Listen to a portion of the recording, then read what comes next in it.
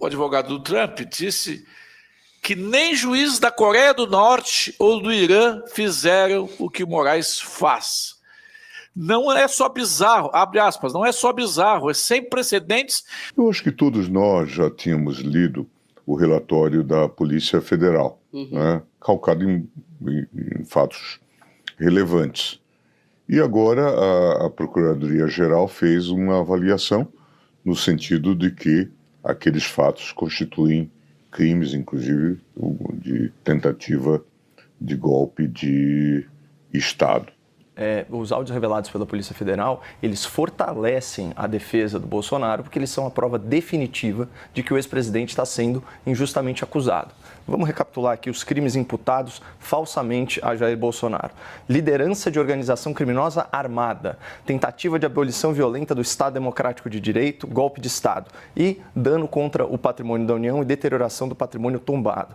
Essas acusações, Basílio, elas são falsas por 4 motivos principais. Primeiro, o depoimento do único delator do caso foi obtido por meio de ameaça. Segundo, as provas colhidas contradizem a denúncia apresentada.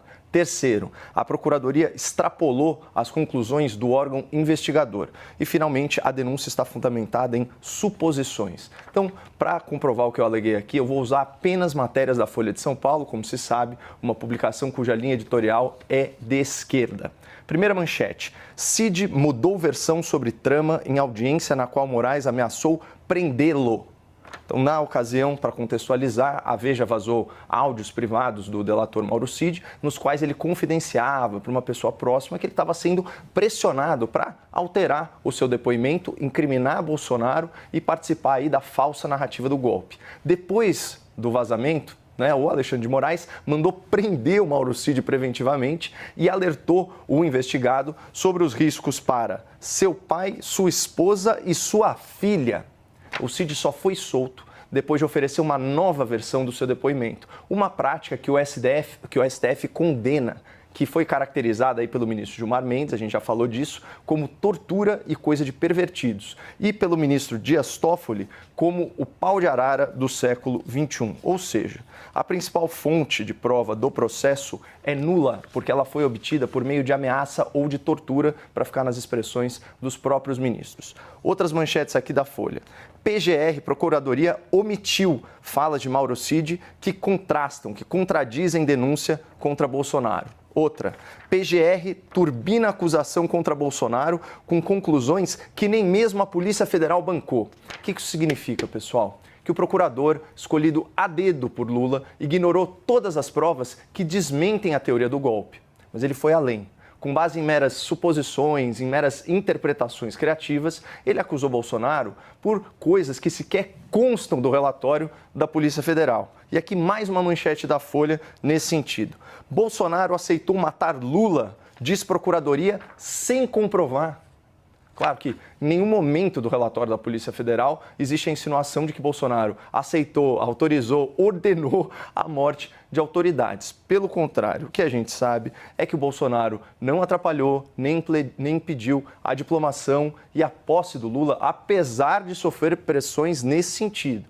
E isso fica constatado pelas mensagens e pelos áudios, tanto do senhor Mauro Cid quanto dos demais militares. Nesses áudios fica clara a convicção desse grupo que o processo eleitoral foi fraudado, seja aí por falhas no sistema eletrônico, ou seja pela interferência indevida do Poder Judiciário, por meio de censura, com decisões tendenciosas, a própria anulação das condenações do Lula.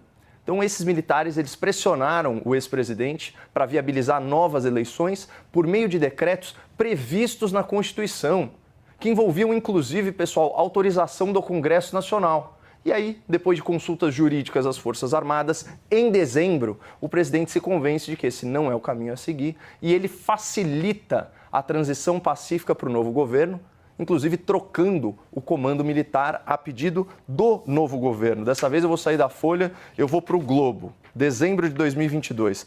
Bolsonaro nomeia novos comandantes da Aeronáutica e Marinha escolhidos por Lula.